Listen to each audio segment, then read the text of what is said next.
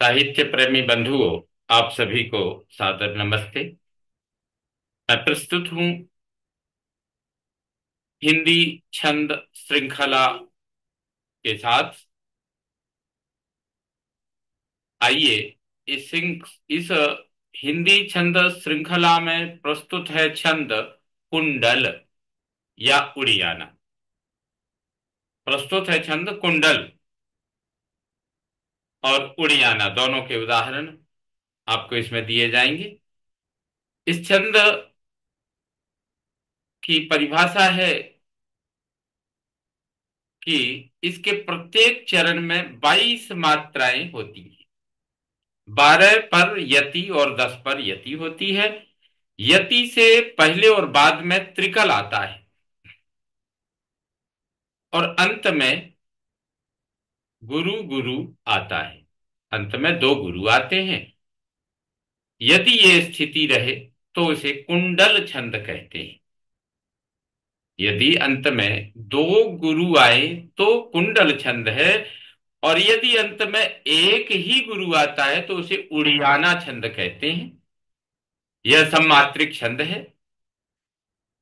कुल 4 चरण होते हैं, क्रमागत दो दो चरण तुकांत होते हैं। तो आइए, सबसे पहले कुंडल का उदाहरण लीजिए। गहते जो अम्ब पाद शब्द के पुजारी, रचते हैं चारु छंद रसमय सुखारी। देती है माँ प्रसाद मुक्त हस्त ऐसा, तुलसी रस खान सूर पाए हैं जैसा। तुलसी रस खान सूर पाए हैं जैसा। देखिए, इसमें मात्राएं भी यदि हम देखें तो गहते में 4 मात्रा, जो में 2 मात्रा, 4 और 2 6, अम्ब में 3 मात्रा, 6 और 3 9, और पाद में 3 मात्रा, तो 12 मात्रा पर यति हो गई।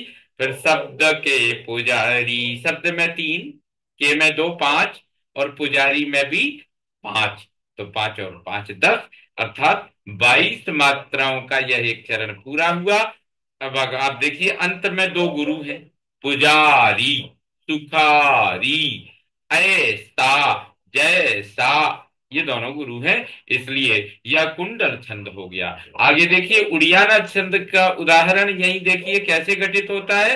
अंत में दो गुरु ना आने पर केवल एक ही गुरु आए तो उसे ही हम उड़ियाना छंद कहते हैं। उदाहरण प्रस्तुत है। ठुमकी चलत रामचंद्र बाजत पैजनिया, धाय मातु गोद लेत दशरथ की रनिया। तन मन धन वारी मंजू बोलती बचनिया, कमल बदन बोल मधुर मंद सी हसनिया। यहाँ भी मात्राएं वही हैं, केवल अंत में एक गुरु आने पर उड़ियाना हो जाता है। जैसे ठुमकी में 3 मात्राएं, चलत में 3 मात्राएं, 6 हो गई, और रामचंद्र में 6 मात्राएं, तो ये 12 मात्राओं पर यति हो गई।